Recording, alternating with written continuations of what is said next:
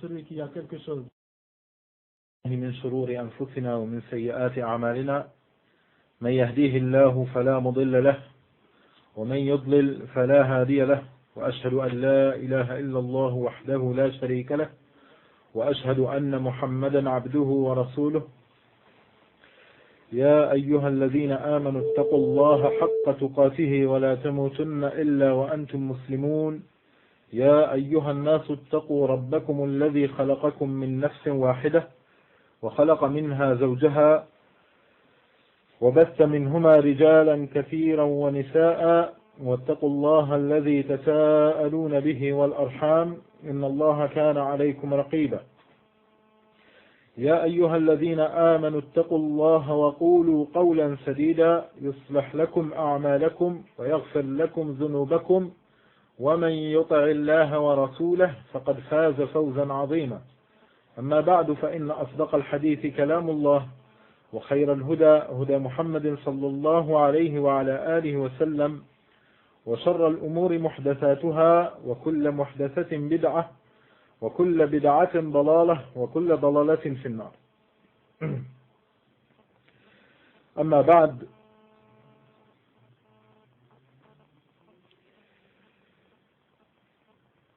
toujours dans le sujet de Ahkam al-Janaiz, livre des funérailles,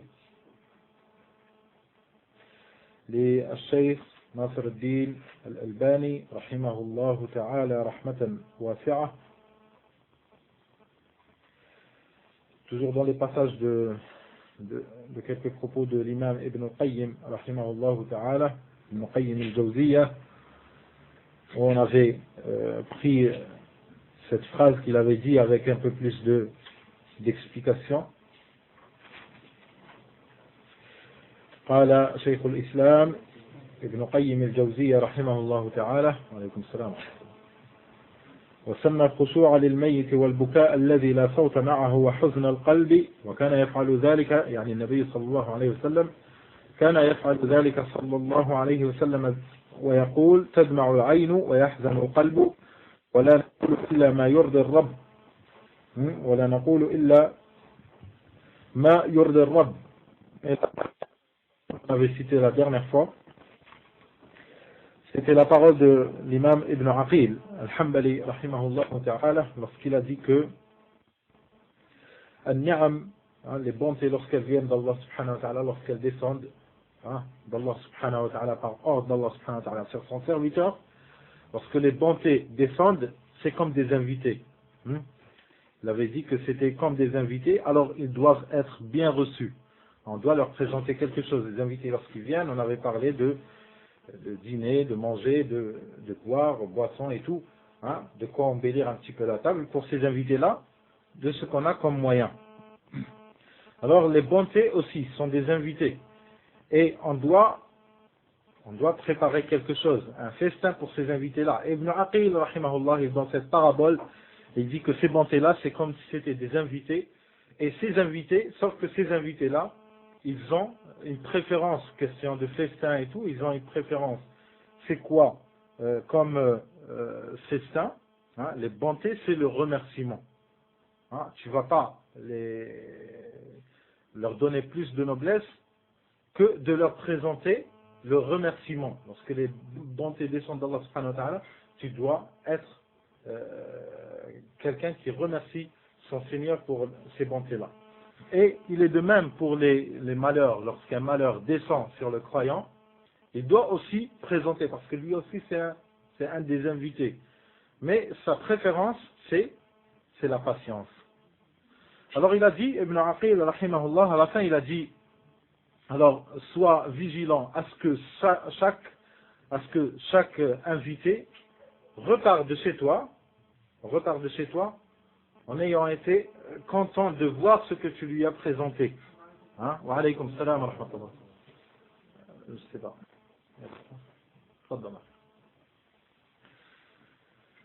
Alors Ibn Aqil rahimahullah, il a dit sois vigilant à ce que chacun de ces deux invités là, lorsqu'il vient et il repart de chez toi, il repart satisfait. Ni'ma, une bonté, c'est un remerciement. Un malheur, c'est une patience. Tu n'as pas à choisir autre chose. Tu n'as pas à choisir autre chose. قال ابن عقيل رحمه الله النعم أضياف وقراها الشكر والبلايا أضياف وقراها الصبر فاجتهد أن ترحل الأضياف شاكرة حسن القراء شاهدة بما تسمع وترى. هذا من كتاب استغفر الله. هذا من كتاب الفنون كتاب الفنون للإمام ابن عقيل الحنبلي رحمه الله تعالى. On avait dit que Ibn Aqil, il était du 5e siècle. Il est décédé en 431 de l'Hégire.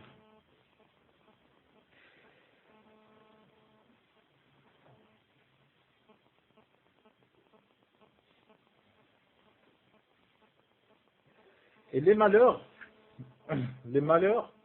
lorsqu'ils descendent sur quelqu'un, sur un croyant plus exactement, ça a un bon résultat chez le croyant.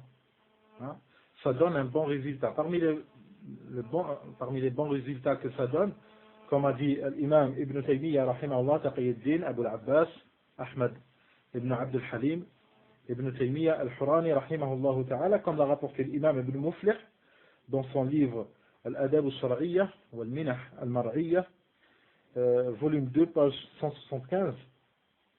Il a dit قال الشيخ تقي الدين يعني ابن تيمية من تمام نعمة الله على عباده المؤمنين أن ينزل بهم من الشدة والضر ما يلجئهم إلى توحيده فيدعونه مخلصين له الدين ويرجونه لا يرجون أحدا سواه فتتعلق قلوبهم به لا بغيره فيحصل لهم من التوكل عليه والإنابة إليه وحلاوة الإيمان وذوق طعمه والبراءة من الشرك ما هو أعظم نعمة عليهم من زوال المرض والخوف أو الجدب أو الضر.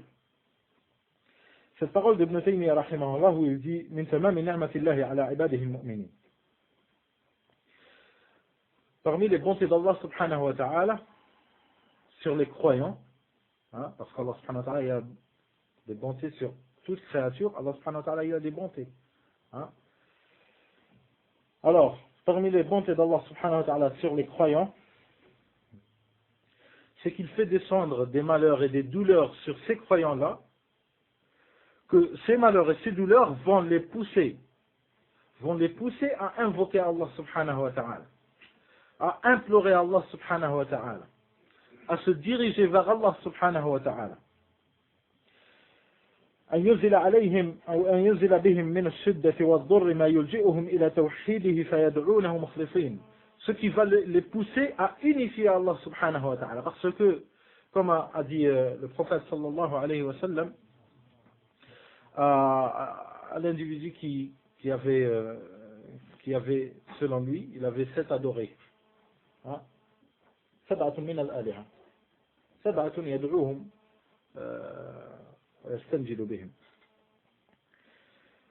Il avait 7 dieux. Selon lui, il avait 7 dieux. Le prophète sallallahu alayhi wa sallam, il lui a dit combien tu as de dieux? Il lui a dit 7. Il lui a dit 6 sur terre et 1 au-dessus des 7 cieux. Après le prophète sallallahu alayhi wa sallam, pour faire ressortir la sincérité, le vrai accrochement du cœur à la vraie divinité, le prophète sallallahu alayhi wa sallam lui a posé la question, il lui a dit, et lors des douleurs, et lors de l'embarras, et lors où tu es dans un pétrin, vers qui tu vas te diriger? Il lui a dit, vers celui qui est au-dessus des 7 cieux.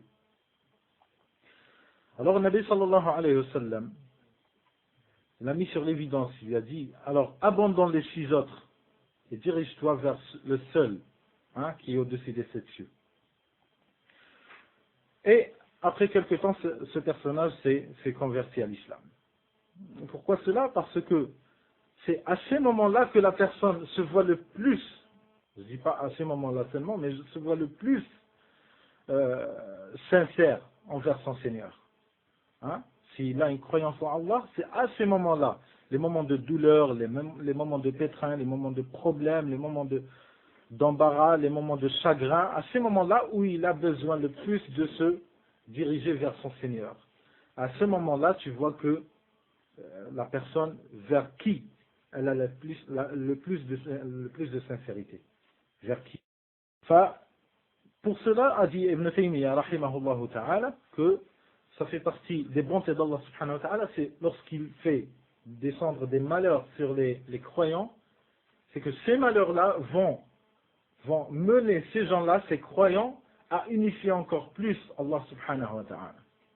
Et à se diriger, et à voir les bontés d'Allah subhanahu wa ta'ala.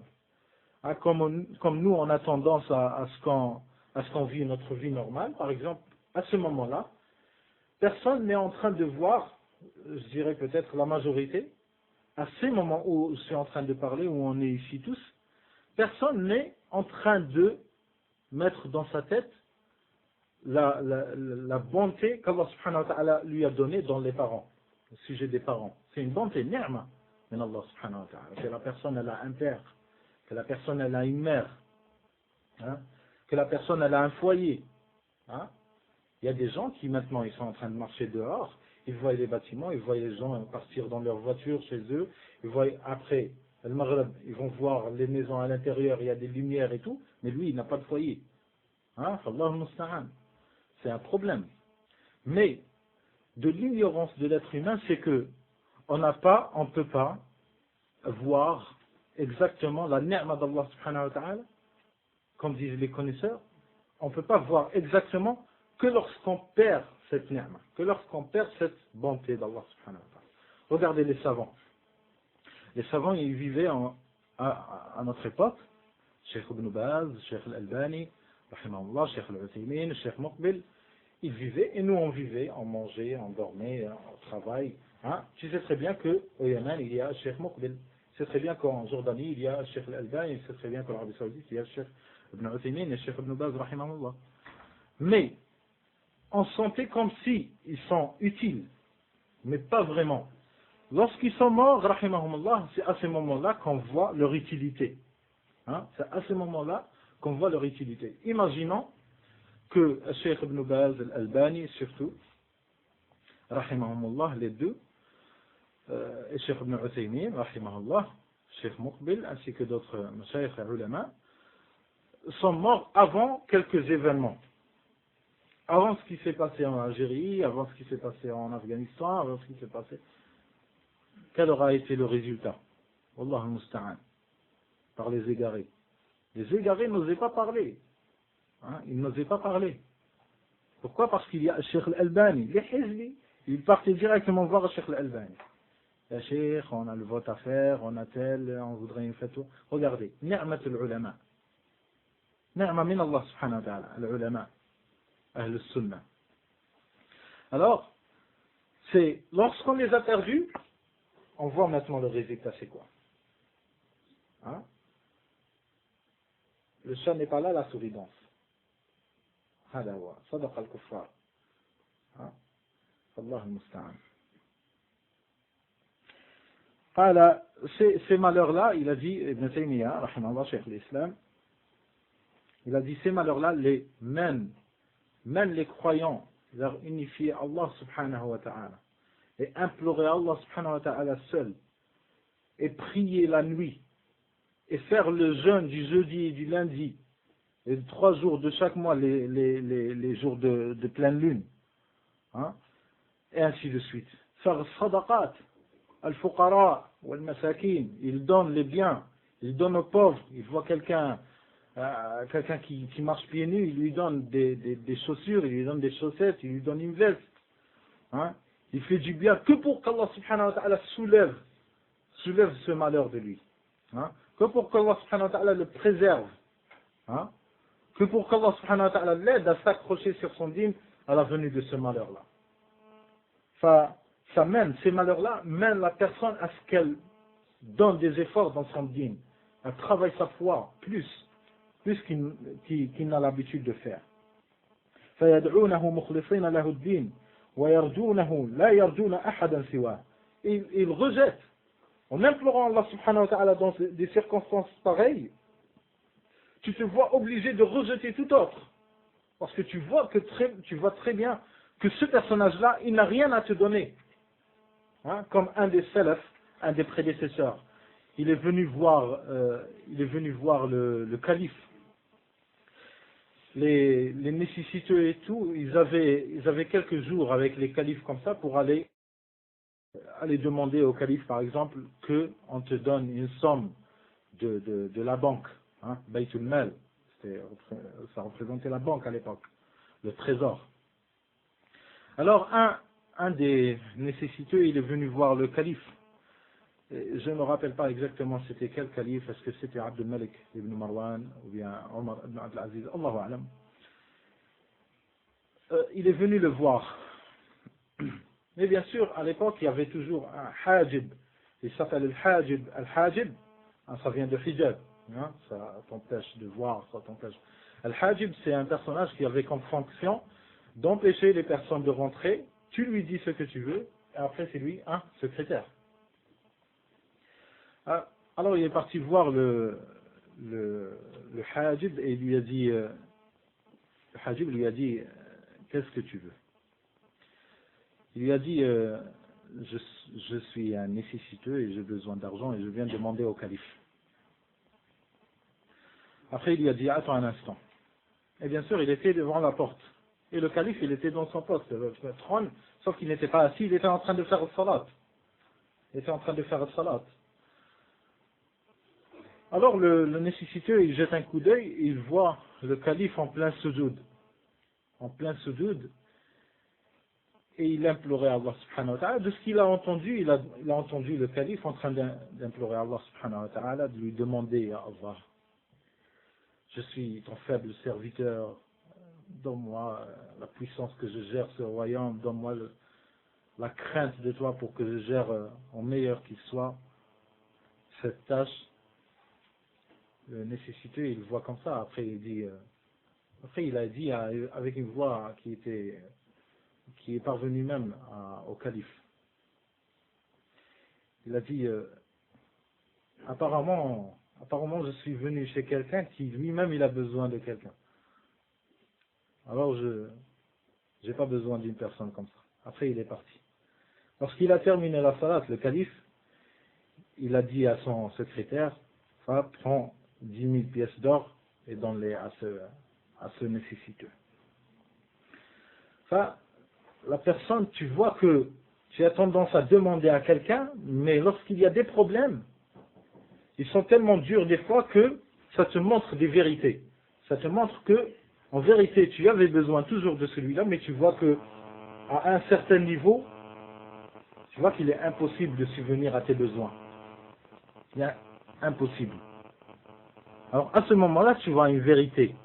Que chacun sur terre, il a besoin de ce Seigneur-là. Chacun sur terre, il a besoin de ce Seigneur-là, subhanahu wa ta'ala.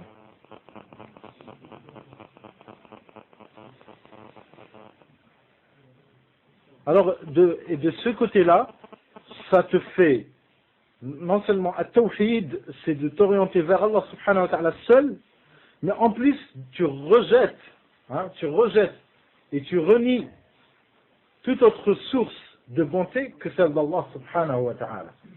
Que celle d'Allah subhanahu wa ta'ala.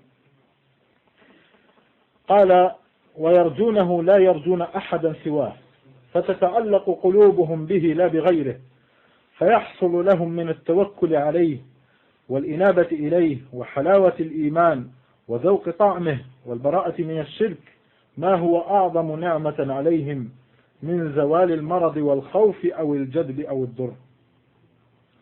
Il a dit à ces degrés-là, ils arrivent à un degré de foi dans leur cœur où ils se remettent totalement, alaykum salam wa rahmatullahi wa barakatuh, où ils se remettent totalement à Allah subhanahu wa ta'ala. Où ils se remettent totalement à Allah subhanahu wa ta'ala. Parce que, comme vous savez très bien, celui qui subit un malheur, quel qu'il soit le malheur, chacun qui vit un malheur, il dit qu'en quoi son malheur, il est le pire de tous les autres. Si tu as une rage dedans, des fois, tu dis, si j'étais cardiaque, et pas avec une rage dedans. En moins si j'étais cardiaque. Celui qui est cardiaque, en moins maintenant, il dort cette nuit tranquille. Celui qui est cardiaque, Il dit, si j'avais seulement une rage dedans, je souffre un petit peu, après ça y est, c'est fini.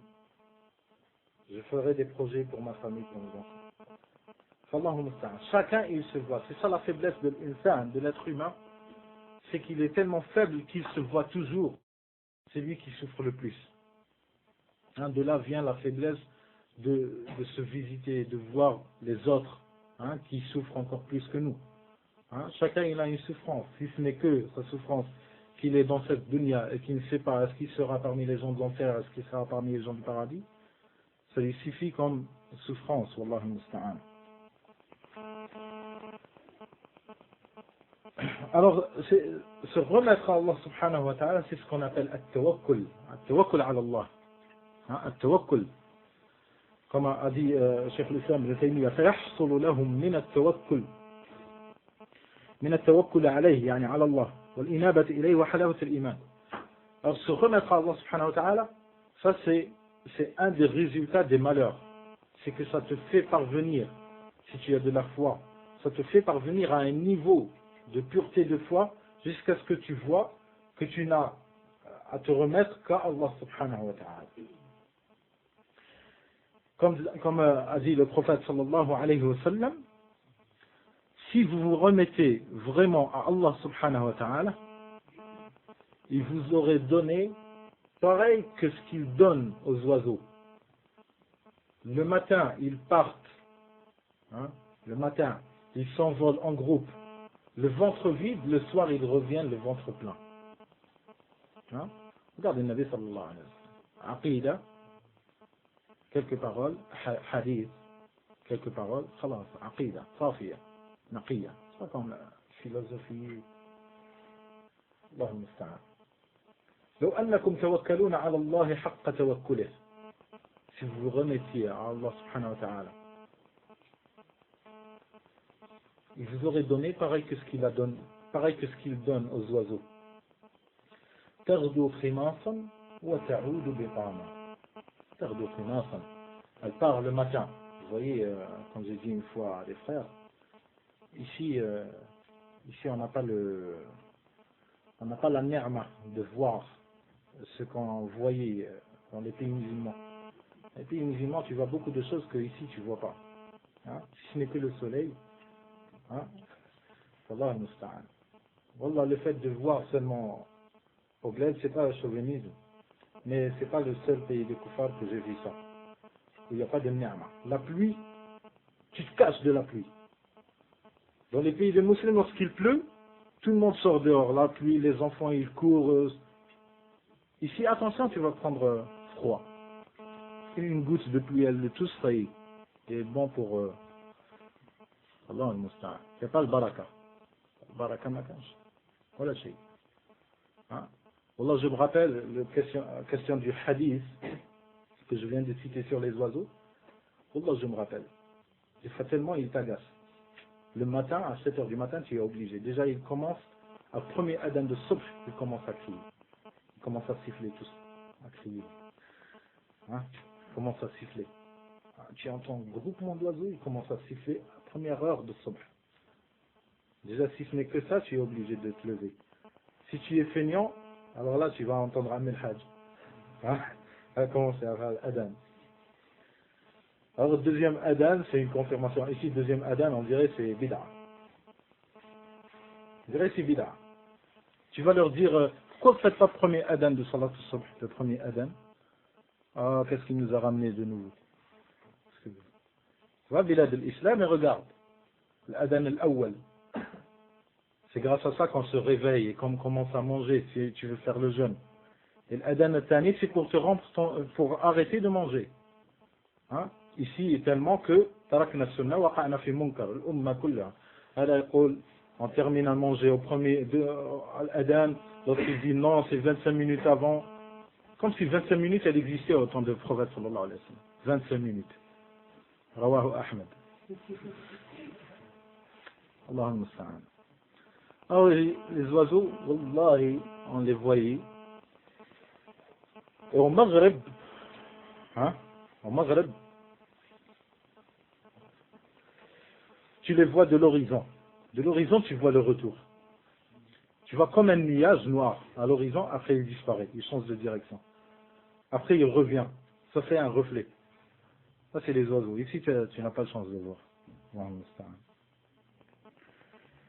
تغدو خماصا وتعود بطانا.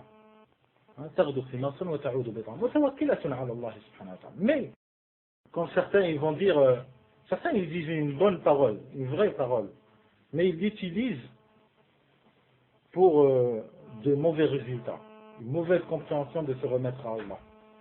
Les autres aussi ils utilisent en faux, fausse utilisation.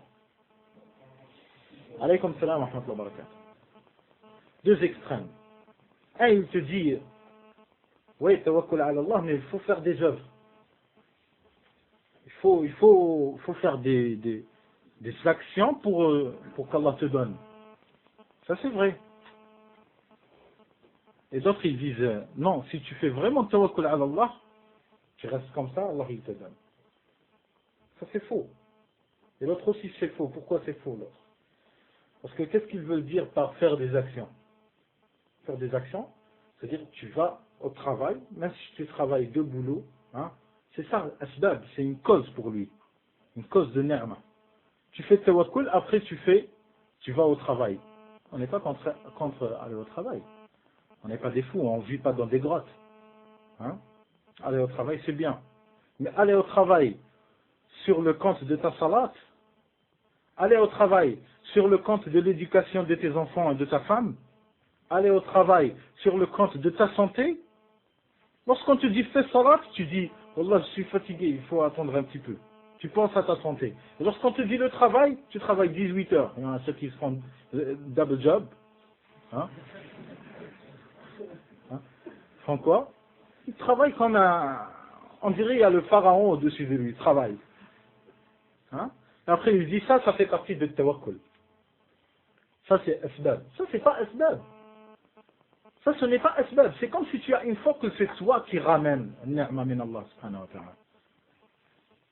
Tu lui dis, on va bilad l'islam, on va faire le hijra. Il te dit, oui, mais il y a asbab. Quel asbab à l'époque du prophète sallallahu alayhi wa sallam lorsqu'il a fait le hijra? Certains même, ils ont embelli, pour certains, ils sont très contents. Ils disent, oui, mais ils ont dit, les savants, ils ont dit que tu dois avoir assez d'argent pour descendre. C'est quoi assez? Assez, hadith, c'est quoi?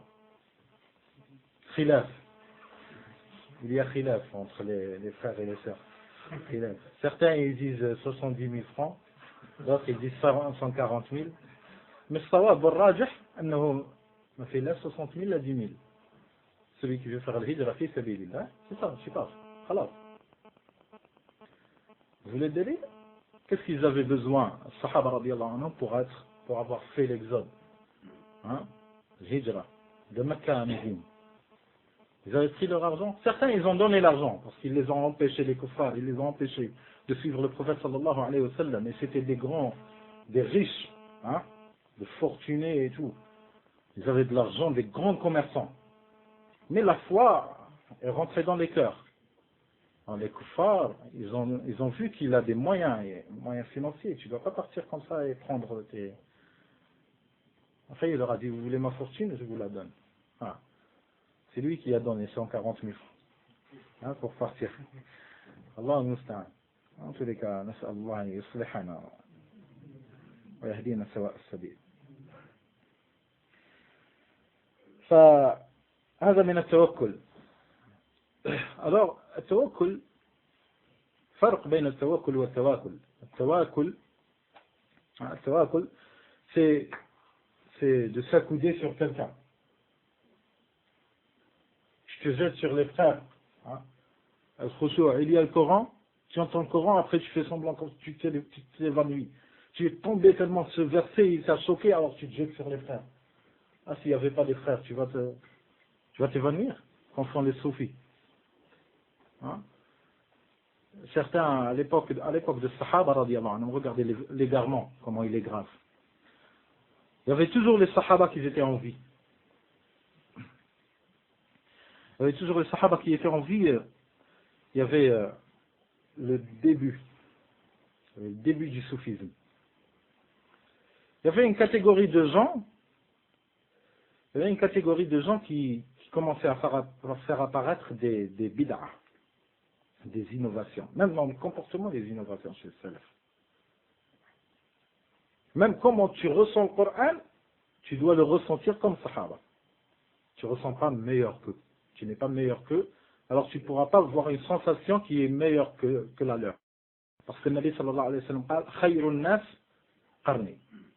Thumma alladhina yalunahum » Alors tu es venu après eux. Thumma. Puis. Et après la deuxième génération. Et après la troisième génération. C'est-à-dire, la première, elle est la meilleure. En quoi? En tout. Elle est meilleure en tout, en sujet religieux. Dans leur compréhension de Coran et de Sunna, dans leur écoute, dans leur khushu', dans pleurer, comment tu pleures. Il y a une façon comment pleurer, c'est Sunna. Hein, qu'est-ce qu'on avait dit? Regardez, même le Sunna, même pour pleurer, il y a comment tu pleures. Le prophète sallallahu alayhi wa sallam ne pleurait pas, il pleurait, sallallahu alayhi wa sallam. Mais il y a des gens, tu rentres dans leur mosquée, tu crois que c'est film d'horreur. Tu n'entends ni le Coran ni rien, tout le monde crie, tout le monde pleure, les femmes, la ayat et tout. C'est plus un masjid. C'est plus un masjid. Le prophète sallallahu alayhi wa sallam, c'est lui qui a le plus, il ressent le plus l'essence du Coran lorsqu'il récite. Il a le plus de sincérité, il a plus de concentration. Hein? Lorsqu'il récite le Coran, il voit le paradis, il voit l'enfer. Sallallahu alayhi wa sallam. Lorsqu'il passe sur un verset qui cite l'enfer, il dit Na'udhu billahi minan nar. Lorsqu'il cite un verset qui cite le Jannah, il dit Nas'alullah min fadlih. Hein? Mais de nos jours, tu entends et il pleure. Pourquoi tu pleures comme ça? Alors j'ai dit cette catégorie, elle est venue à l'époque de Sahaba. Il y a une catégorie de gens qui sont venus, lorsqu'ils écoutent le Coran, lorsqu'ils écoutent un passage qui cite l'enfer et tout, ils s'évanouissent. Il s'évanouit, automatiquement il s'évanouit. L'imam, khushu'. Certains ils ont commencé à croire, Masha'Allah, tu as vu, tu lui récites un verset qui cite vraiment l'enfer, son cœur il est vivant, Masha'Allah. Lorsque ceux qui ne savent pas, ils sont partis voir les Sahaba, radiyallahu anhum, ils ont dit à certains des compagnons du prophète, ils leur ont dit, il y a tel personnage, si tu lui récites un verset qui cite l'enfer, il s'évanouit, il tombe direct. Sahaba radiyallahu anhum, et parmi eux Aïcha radiyallahu anha, ils leur ont dit, amenez-le au sommet d'une montagne, récitez-lui le verset.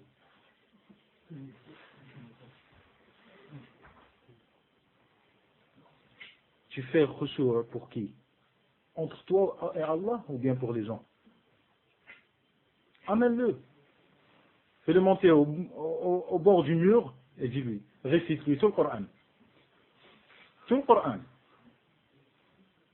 Et certains, comme on voit de nos jours, Allah al-Musta'an, la mosquée, la meilleure mosquée, fait Ramadan, c'est celle où l'imam il a une voix mortelle. Une voix trop belle, masha'Allah.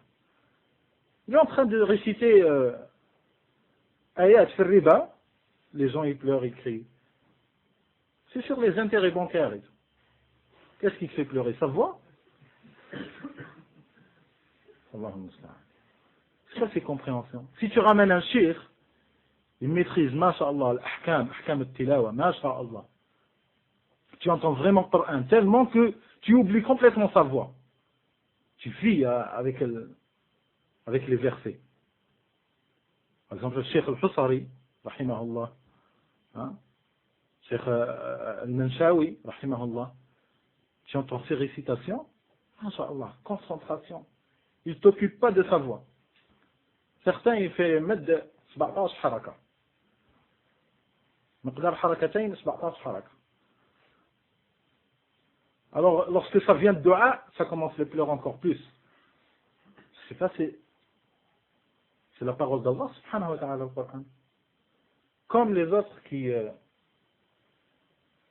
lorsqu'ils sont devant la Kaaba, ils voient la maison sacrée d'Allah. Tu tournes autour de la maison sacrée. Peut-être même il a un copain avec lui, il tourne en même temps et il discute. Lorsqu'il arrive à un emplacement, un multazam et tout, il fait le dua. Bayna batni yaman et Hajar al-Aswad, il fait le dua. Tranquille. Lorsqu'il va à Médine, le Masjid al-Nabawi, Il voit la tombe du prophète. Ah, ça, voilà. Il va s'évanouir tellement il pleure. Tu étais devant la maison sacrée d'Allah subhanahu wa ta'ala. Tu n'as pas ressenti toute cette foi. Et tu viens devant une tombe, la tombe du prophète sallallahu alayhi wa sallam. Tu ressens iman. C'est quoi? C'est un signe de quoi? Allah al-musta'an. ولا يؤمن أكثرهم بالله إلا وهم مشركون. Certains, à la maison sacrée, il n'y a rien. Il ne ressent rien. Il fait les 7 tours, Khalas, Safa Marwa. Il va en Syrie, il voit le soi-disant vitrine où soi-disant il y a une tête de Hussein, la tête de Hussein, le Hussein ibn Ali ibn Abi Talib.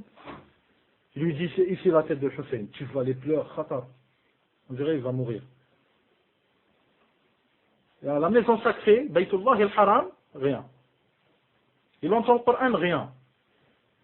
Il entend les chants qui citent comment Hussein il était mort. Khalas. Qamat qiyamatuh. Et ça, anecdote, ça. À Damas, tu vas, tu trouves devant la mosquée des Omeyyades, à l'intérieur, il y a une vitrine comme ça, une petite coupole. Elle est couverte avec du velours vert. Tu vois des gens là-bas, des chiites et tout, ils pleurent et tout. Qu'est-ce qu'il y a? Tu sais pas qu'est-ce qu'il y a ici? Alors, il commence à douter sur ta foi. Comment tu sais pas ce qu'il y a ici? Ici, il y a la tête de Hussein. Lorsqu'ils l'ont décapité, sa tête, elle a été transportée et ils l'ont posée ici, rahimahullah. Ils l'ont enterré ici. Ah, rahimahullah. Tu vas en Égypte, qu'est-ce qu'il y a ici? Tu sais pas ce qu'il y a? Il y a la tête de Hussein. Tu vas en Irak, qu'est-ce qu'il y a ici? La tête de Hussein, Karbala. À Karbala, la tête de Hussein. C'est quoi ça? C'est quoi ça? Sahabi, d'accord. Mais Sahabi a 3 têtes, c'est quelle aqida ça? Quelle aqida? Quelle foi? Allah al-Musta'an. Quelle foi? Et les gens, ils croient. Allah al-Musta'an, wallah, tu vas sur place, les gens croient. Après, il te dit, on doit s'occuper des gouverneurs maintenant. La communauté a su et tout, la aqida, ça y est, toujours la aqida. Alors maintenant, on doit s'occuper des gouverneurs. La tarout, selon eux. La tarout, c'est qui va s'occuper de lui? C'est quelqu'un qui croit toujours aux légendes, aux dragons. Un sahabi à 3 têtes, il va parler au gouverneur, il va lui dire faut apprendre ta aqida. Faut apprendre ce qu'est un être humain déjà avant. L'anatomie de l'être humain, c'est qu'il n'a pas 3 têtes. Après, parle, gouverneur, hada haram, hada halal. Après, il te dit, non, c'est bon, la communauté, elle est prête. Elle est prête à quoi? Elle est prête à quoi? Si tu leur fais un état islamique, tu leur dis le couscous on augmente de 2 francs, khalas, tous ils renient. Allahumma musta'an, illa man rahima rabbuk. On revient au tawakkul, se remettre à Allah subhanahu wa ta'ala. Parmi les mauvaises compréhensions, c'est comme ce qui est arrivé à l'époque de l'imam Ahmad, rahimahullah, l'imam Ahmad ibn Hanbal, Abu Abdullah, rahimahullah ta'ala, صاحب المسند, imam أهل السنة, والصابر يوم المحنة. Un homme, il est venu le voir. Un homme du Yémen, il est venu voir l'imam Ahmad, rahimahullah, il lui a dit, je voudrais faire le pèlerinage. Je voudrais faire le pèlerinage sans prendre des provisions avec moi. Je voudrais partir avec un groupe de pèlerins. Il a dit non, prends des provisions avec toi et sors avec eux. Il lui a dit non, je sors avec eux sans prendre de provisions, mutawakkil, je me remets à Allah subhanahu wa ta'ala. Il lui a dit, c'est sur le groupe que tu t'es remis. C'est sur le groupe que tu t'es remis. Tu t'es contenté du groupe et non pas sur Allah subhanahu wa ta'ala. Si tu veux sortir sans provision, sors tout seul. Sors tout seul. Tu t'es remis à eux. non pas à Allah subhanahu. Si tu t'es remis vraiment à Allah subhanahu wa ta'ala, sors tout seul. Sors tout seul. Comme ceux qui sortent fait da'wah, ils disent, tu lui dis, Ya akhi, mais avant de sortir da'wah, il faudra que je travaille un petit peu, je laisse un peu d'argent à ma femme, mes enfants et tout, de quoi que ce soit. Il dit, Ya akhi, tu n'as pas encore l'yaqin. Si tu as l'yaqin, tu sors, tu les laisses à Allah. C'est Allah qui va s'occuper d'eux. Bien sûr. Parce que tu as l'habitude de partir en Inde, au Pakistan, parce que tu sais très bien qu'il y a sa mère qui va venir. Tu sais très bien qu'il y a son père qui va venir avec un sac de semoule, tiens ma fille. Après, lorsque tu reviens, Masha'Allah, regarde mes enfants, ils ont encore grossi mieux. Tawakkul ala Allah. Tawakkul ala Allah. Allahu musta'an. فيحصل لهم من التوكل عليه والإنابة إليه وحلاوة الإيمان وذوق طعمه والبراءة من الشرك ما هو أعظم نعمة عليهم من زوال المرض والخوف والجدب أو الضر. Il a dit, Cheikh al-Islam, rahimahullah, il a dit que la personne qui se remet à Allah subhanahu wa ta'ala à ces moments-là, il unifie Allah subhanahu wa ta'ala, il se vérifie, il se revérifie, et retravaille sa foi lorsqu'il y a un malheur, il lui arrive des degrés de foi dans son cœur, tellement que même la source de toute cette adoration, c'était quoi? C'était les malheurs. Il a dit que même, il oublie même le malheur qui est venu. Il oublie même le malheur, la source, pourquoi il a commencé à adorer Allah subhanahu wa ta'ala. Il a dit, lorsque tu commences à adorer Allah subhanahu wa ta'ala, tu l'unifies, et tu te rapproches d'Allah subhanahu wa ta'ala, et tu essaies d'effacer tes péchés par de bonnes actions et tout. Il a dit tellement qu'Allah subhanahu wa ta'ala, il te donne des degrés de foi, hein, maqamat, fil iman, il te fait embellir encore plus, il te fait embellir ta foi, comme fait le dua, Allahumma habib ilayna al-imana, wa zayyinhu fi qulubina, et embellit notre foi. Fais-nous aimer la foi, et fais-la embellir dans nos cœurs. حبب إلينا الإيمان وزينه في قلوبنا وكره إلينا fais-nous détester وكره إلينا الكفر والفسوق والعصيان. الكفر, la mécréance, والفسوق, l'égarement, والعصيان, et le péché. Fais-nous détester cela. Parce que tu demandes que ta foi soit embellie, ce n'est pas complet. Il faudra que tu effaces le mal et tu remplaces par le bien. Tu effaces le mal au fur et à mesure. C'est un travail continu. فلذلك قال, il leur arrive des degrés de foi dans leur cœur que tellement que ils oublient complètement le malheur qui est venu. Tu vois, ton malheur, au début c'est un malheur, un conflit entre un frère, le frère et son père. Pourquoi? Pour les études, pour orientation de la vie, comment tu dois affronter ton futur et tout. Des conflits qui arrivent. Toi, tu te prends la tête chaque fois que tu rentres à la maison, tu es obligé de voir ton père, tu baisses ton regard, lui il se détourne. Un conflit, comme ce qu'il y a la majorité du temps, entre père et fils. Tellement que si tu te remets à Allah subhanahu wa ta'ala, tu te remets à Allah subhanahu wa ta'ala, tu fais le dua, tu fais l'adkar, tu invoques Allah subhanahu wa ta'ala, tu l'implores, tu unifies Allah subhanahu wa ta'ala, tu revérifies, comme on avait dit, tes péchés.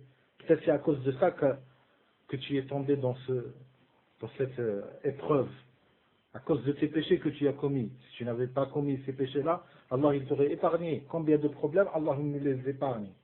Pourquoi? Peut-être une bonne action qu'on avait fait. Tu vois un frère, tu es commun avec lui, il a eu un malheur, toi tu l'as pas eu. Pourtant, tous les ingrédients sont bons que tu le reçois toi aussi. Mais Allah il partage les choses comme ça, il les partage. Il donne à celui qui mérite. Il veut purifier quelqu'un, il l'éprouve.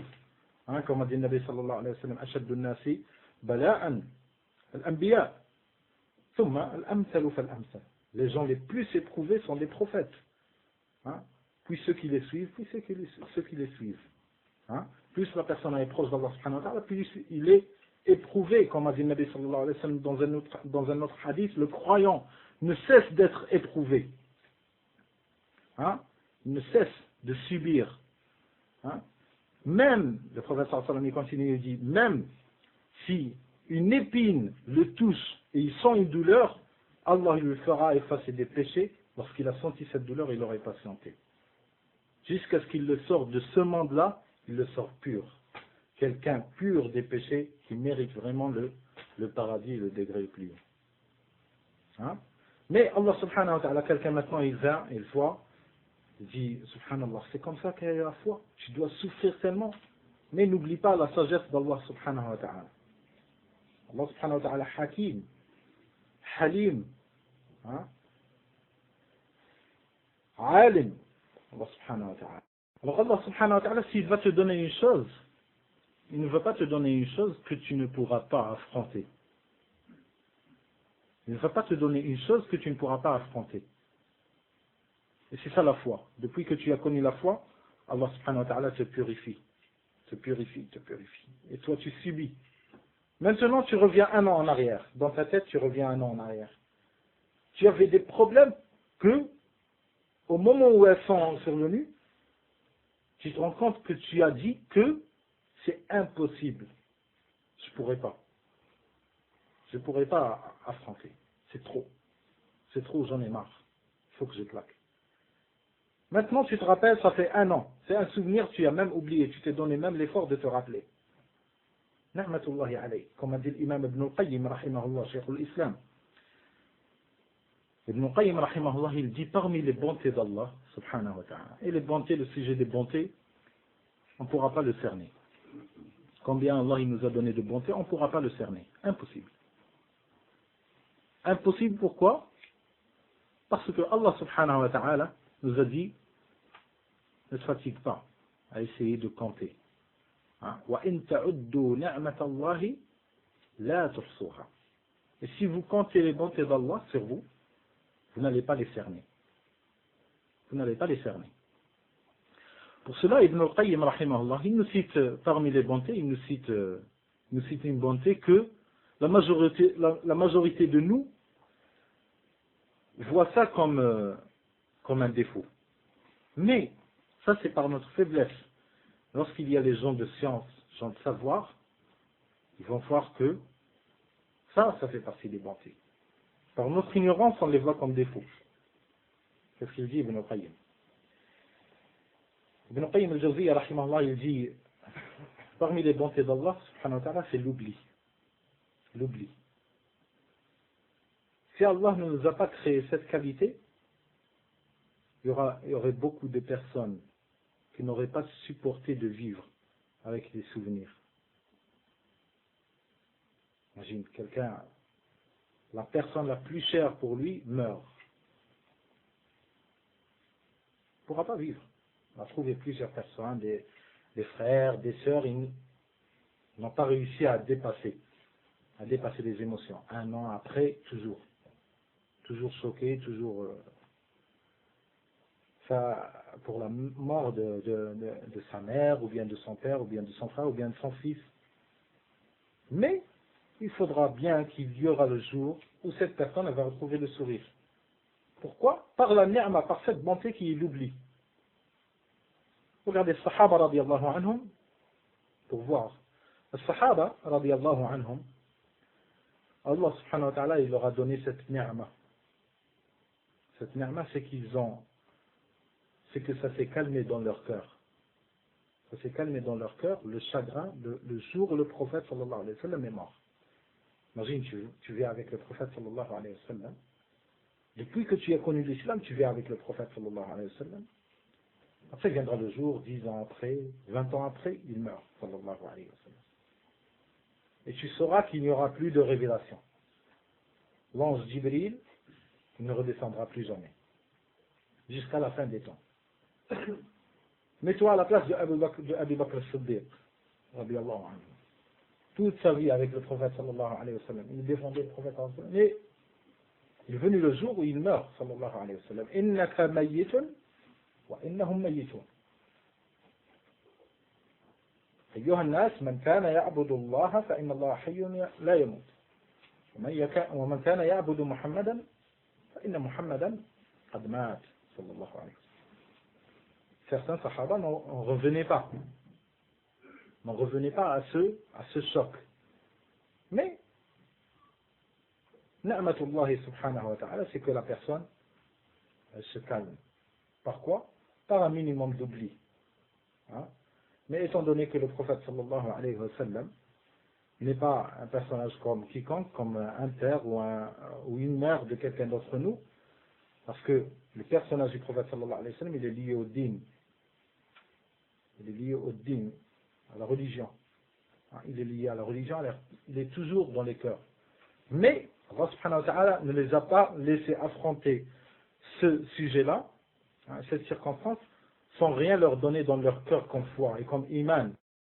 Et regardez Abu Bakr as-Siddiq, radiyallahu anhu, comment il a affronté ce jour-là. Par l'iman, il a affronté cette vérité. Il a patienté. Et parce que le prophète sallallahu alayhi wa sallam, il l'a éduqué à ce que son cœur soit lié à Allah subhanahu wa ta'ala. قال فيحصل لهم من التوكل عليه يرحمك الله فيحصل لهم من التوكل عليه والإنابة إليه وحلاوة الإيمان وذوق طعمه والبراءة من الشرك ما هو أعظم نعمة عليهم من زوال المرض والخوف أو الجدب أو الضر فلا personne par ça, comme a dit Cheikh l'Islam Muhammad ibn Abdul Wahhab رحمه الله تعالى قال إذا سألك سائل من ربك فقل ربي الله الذي رباني ورب الناس أجمعين بنعمه. Et à citer le matn. Rab, c'est la traduction en français Seigneur. Mais en arabe, elle vient du terme éducation, at-tarbiyah. Rabbi Allah alladhi rabbani. Rabbi Allah, mon Seigneur, c'est Allah. C'est pour ça, lorsqu'on fait une traduction en français, ça vient pas. Ça vient pas. Mon Seigneur, c'est Allah qui m'a éduqué. Alors que Seigneur, en arabe, ça a une relation avec éduquer. Rabbi Allahu alladhi rabbani. Regardez, les deux mots, ils sont d'une seule racine. Rabbi Allahu alladhi rabbani. Rabbak Allah subhanahu wa ta'ala. Allah subhanahu wa ta'ala, il t'a éduqué par ses bontés. Lorsque la personne, elle a une joie, il est en train de s'éduquer. Allah subhanahu wa ta'ala, il le voit. Il le voit comment il se comporte. Alors Allah subhanahu wa ta'ala, s'il veut du bien pour quelqu'un, il l'éduque. Il l'éduque par ses bontés et par les malheurs qui viennent. Jusqu'à ce qu'il sorte de cette vie parfait. Masha'Allah. Parfait, entre parenthèses, humain. Il restera toujours de la faiblesse qui est normale, faiblesse humaine. ضعيف إنسان ضعيف. قال هذا بالنسبة لكلام شيخ الإسلام ابن تيمية الذي نقله الإمام ابن مفلح الحنبلي. ابن مفلح il fait partie des élèves d'Ibn al-Qayyim et d'Ibn Taymiyyah en même temps. Il avait tellement de science, masha'Allah la quwwata illa billah, tellement de science. Ibn Muflih. Muflih, comment pourrait-on traduire? Gagnant. Muflih, aflaha faqad faz. Muflih, c'est celui qui a gagné en arabe. Il a gagné, il a conquis, il est arrivé. Alors, ce cheikh s'appelle Ibn Muflih. Alors, Ibn Taymiyyah, rahimahullah, lorsqu'il a vu son élève Ibn Muflih, il lui a dit Anta Muflih wa lasta ibn Muflih. Toi, tu es gagnant et non pas le fils du gagnant. Tellement l'ilm. Ilm, masha'Allah. Que Ibn al-Qayyim, rahimahullah, lui aussi, lui a dit que je ne connais pas quelqu'un sous le ciel, c'est-à-dire sur terre, qui a de la science comme Ibn Muflih. Ça, c'est leur élève. Pour voir ce qu'était le degré de science à l'époque. Un élève à l'époque de Cheikh l'Islam ibn Taymiyyah, un élève fait des dizaines, des centaines de savants. C'est des dizaines et des centaines de savants, à notre conception. Non, à notre conception, parce que je crois que ça va partir plus. Parce qu'un élève d'Ibn Taymiyyah, il s'appelle Ibn Abd al-Hadi. Ibn Abd al-Hadi, un élève. C'est l'élève, il prenait les classeurs, les cahiers, les plumes, l'encrier, et il partait chez Ibn Taymiyyah, toujours en train d'apprendre. Mais lorsqu'il a vu un des cheikhs qui était parmi les rivaux d'Ibn Taymiyyah, mais il était Soufi, avec des afkars de Qubur et tout, des tombes, qui était As-Subki, Tajuddin As-Subki. Tajuddin As-Subki, c'est un nom de science, et je le dis, c'est un nom de science, alimun, min kibar al-ulama, quoi qu'il est taché par les bid'ah. Quoi qu'il est taché par les bid'ah. Mais il était genre comme le rival d'Ibn Taymiyyah, à sa tête à lui, à l'école des Soufis. Sinon, bien sûr, il était bien loin. Alors, Ibn Abd al-Hadi, lorsqu'il a vu que Tajuddin al-Subki, il parle trop de choses dans le sujet des tombes et s'essuyer sur les pieux et tout, il a ramené des shubuhat, beaucoup de shubuhat, Tajuddin al-Subki.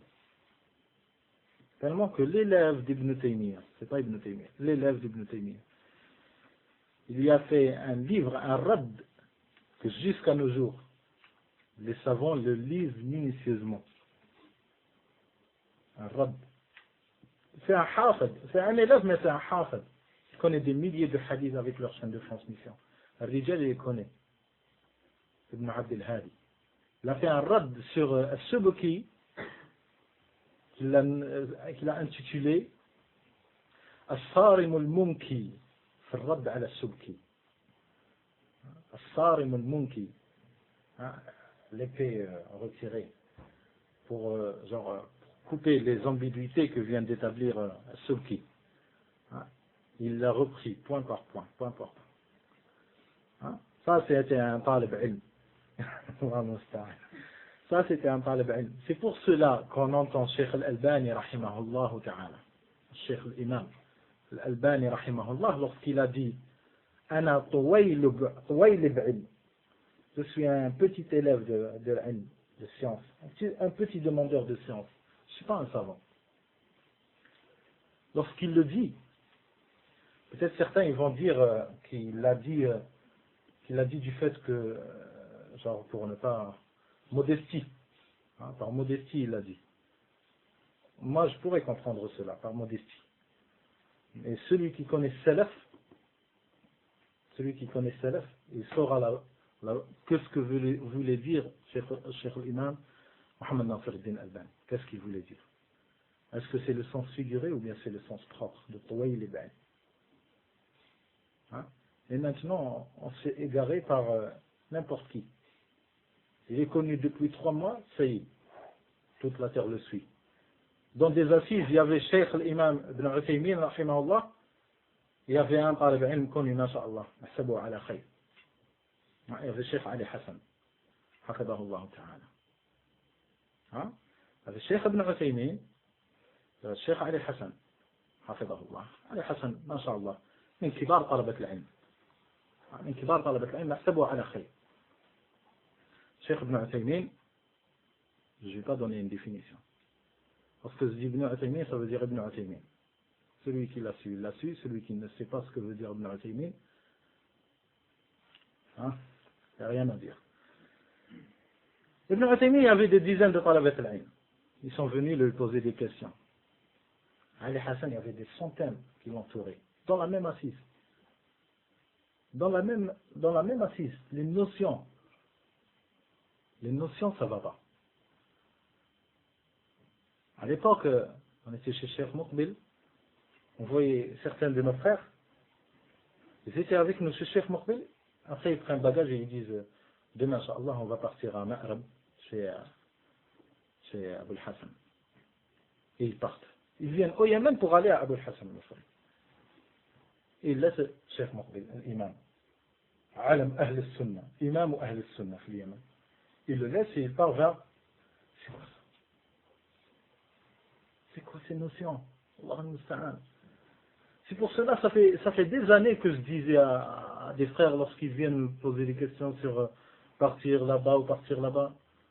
Après, j'ai commencé à avoir une aqida, une foi, qu'avant de faire talab al-ilm, il faudra savoir comment faire talab al-ilm. Il faudra avoir des notions. C'est qui l'alim? C'est qui talab al-ilm? Pourquoi tu choisis un alim et tu ne choisis pas un talab al-ilm? Il y a tout un stage à passer. Comme ici, pour faire un stage, ils font le truc de stage pour chercher les stages. Hein? Tu vas passer un stage, comment tu cherches un stage? Bon, ça c'est pour te piquer un petit peu d'heure de ta vie. Mais pour talab al-ilm, c'est nécessaire. C'est nécessaire de connaître c'est qui le savant. Rahimakumullah. À l'époque de l'imam Ahmed, rahimahullah. Il y avait quelqu'un qui posait les questions à Abdullah ibn l'imam Ahmed, au fils de l'imam Ahmed, en la présence de son père. Il y avait quelqu'un qui posait comme ça des questions. Il y avait quelqu'un qui prenait Ibn Abdel Hadi et lui pose des questions alors qu'Ibn Taymiyyah il est là. Il y avait quelqu'un qui posait des questions à je ne sais pas, Al-Maqburi, hein, et il laisse l'imam Malik, rahimahullah. Il y avait quelqu'un qui va poser des questions à l'imam Malik et il laisse Mohammed ibn Shihab al-Zuhri et il laisse Nafi'. Hein? Pour faire talab al-ilm, déjà il faudra avoir ces notions-là. C'est pour cela, la majorité de nos frères, Allah musta'an, chaque année il vient une quantité de nos frères, ils partent. Vous vous rappelez très bien, aujourd'hui peut-être on rigole peut-être du sujet que Adnan Ar'our, il vient et il égare les gens. On rigole, comment tu t'es fait égaré par Adnan Ar'our? Comment? Impossible. Alors que ça fait 4-5 ans en arrière, celui qui parle sur Adnan Ar'our, c'est la majorité des salafiyyin. Celui qui parle sur Adnan Ar'our, ça y est, on est prêt à lui faire une étiquette. Pourquoi? Parce qu'il n'y a pas un manhaj.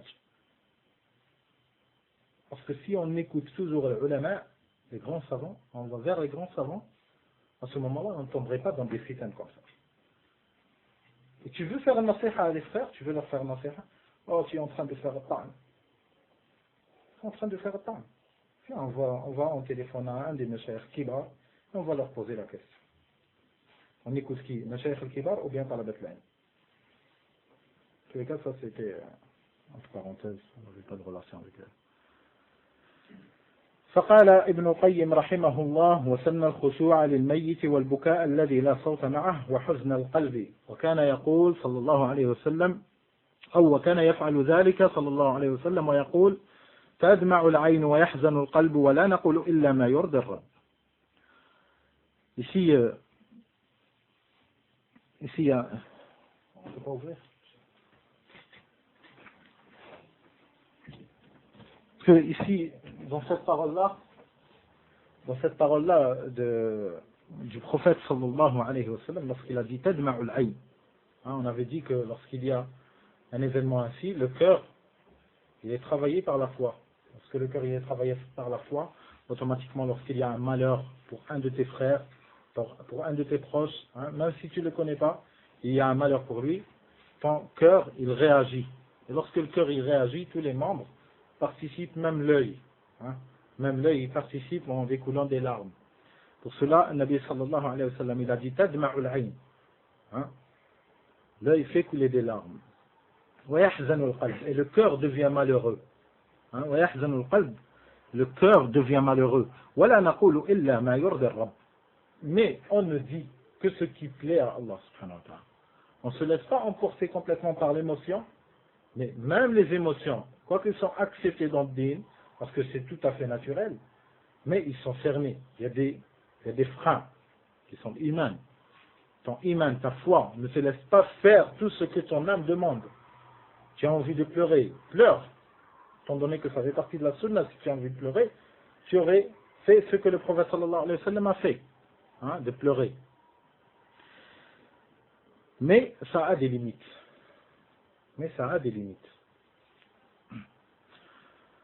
Comme la générosité. Quelqu'un, il est généreux. Quelqu'un, il est généreux. Lorsque tu veux laisser ton héritage, tu le laisses comme Allah subhanahu wa ta'ala a voulu. Non pas tu dis, je voudrais faire sadaqa de mon argent, étant donné que mes enfants, ils sont, alhamdulillah, ils ont chacun des moyens et tout. Je fais que tout mon héritage soit à la mosquée. Non. Tout mon héritage soit aux pauvres. Non. Tu laisses aux pauvres ce qu'Allah t'a permis de donner aux pauvres après avoir donné à tes proches. Parce qu'Allah subhanahu wa ta'ala, il a fait l'héritage. Il a partagé l'héritage sur les membres de la famille. Et ceux qui dépassent cela, si tu veux le donner, tu le donnes aux pauvres. Ou bien si tes enfants, tu les as éduqués sur la générosité et tout, alors il ne faut pas s'inquiéter. C'est tes enfants qui vont compléter la mission. Ils vont donner leur héritage, ils vont le donner à des pauvres. Alors, question de limiter l'émotion, de la limiter. Et non pas la limiter parce qu'il y a des personnes qui, comme ils disent celui qui veut embellir son œil, il veut mettre du noir. Il veut tellement l'embellir qu'il crève son œil. Alors, il ne faut pas lâcher tout, il ne faut pas entamer le tout. Il y a une limite qui est faite par Ad-Din. Comme ce qu'a rapporté Al-Shaykh Al-Albani, rahimahullah, fil Hashiyah, où certains ils ont vu un des pieux de Sophie, où il disait comme quoi lui il travaillait tout le temps son iman, il le travaillait, il combattait son âme. Il combattait son âme. Même le terme de combattre son âme, ça doit être comme le veut Allah subhanahu wa ta'ala. Celui-là, il lui est arrivé, ce personnage, Soufi, il lui est arrivé un malheur. Il lui est arrivé ce qui est arrivé au prophète sallallahu alayhi wa sallam, c'est que son fils est mort. Comme dans le hadith, تدمع العين ويحزن القلب ولا نقول إلا ما يرضي الرب وإن على فراقك يا إبراهيم لمحزونون. Dans ce hadith-là, le prophète sallallahu alayhi wa sallam, c'est qu'il avait perdu son fils Ibrahim. C'est qu'il avait perdu son fils Ibrahim. Alayhi salam. Pour cela, ce soufi, il a perdu son fils. Mais au moment où il a perdu son fils, il a commencé à rire. Il a commencé à rire.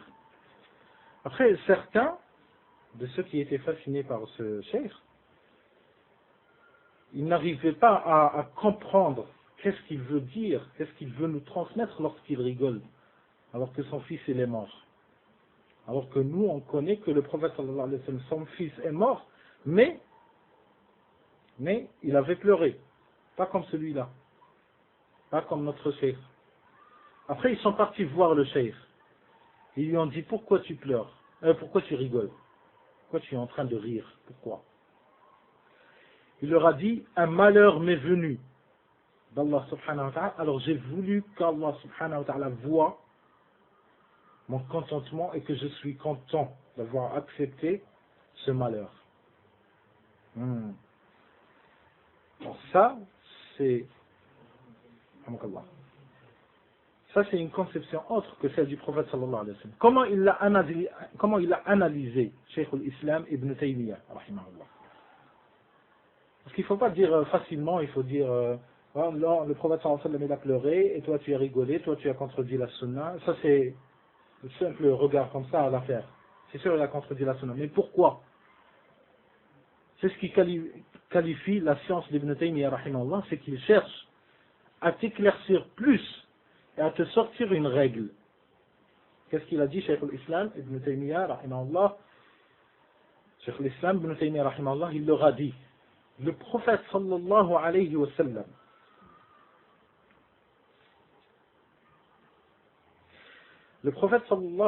sallam, son cœur, il était tellement vaste, que ça a suffi à 2 heures d'adoration,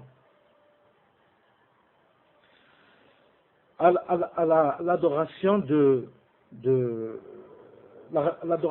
l'acceptation. Lorsque tu acceptes quelque chose d'Allah subhanahu wa ta'ala qui est venu d'Allah, tu l'acceptes, ça c'est une adoration, étant donné que c'est un acte qu'Allah subhanahu wa ta'ala aime voir de son serviteur. Alors ce genre d'adoration, rida, rida bi qada'illah, il est rentré dans le cœur du prophète sallallahu alayhi wa sallam. Et il y a aussi un autre genre d'adoration, étant donné que le cœur du prophète sallallahu alayhi wa sallam il était vaste. Alors ça a suffi même à un autre genre d'adoration de rentrer dans son cœur, qui est l'adoration de Ra'fa,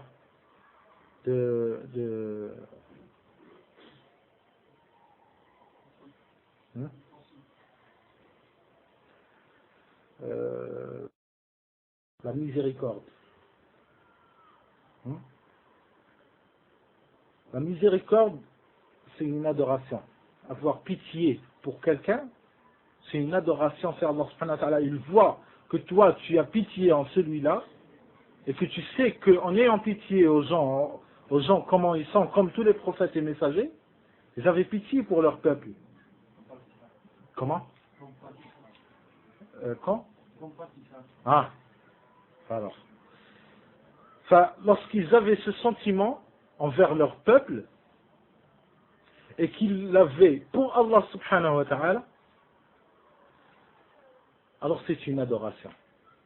Lorsque le cœur du prophète sallallahu alayhi wa sallam, il était bien vaste à accepter tous les genres d'adoration, il y a les deux genres d'adoration qui sont rentrés dans son cœur. Alors d'un côté, il a accepté qu'Allah subhanahu wa ta'ala reprenne l'âme de son fils,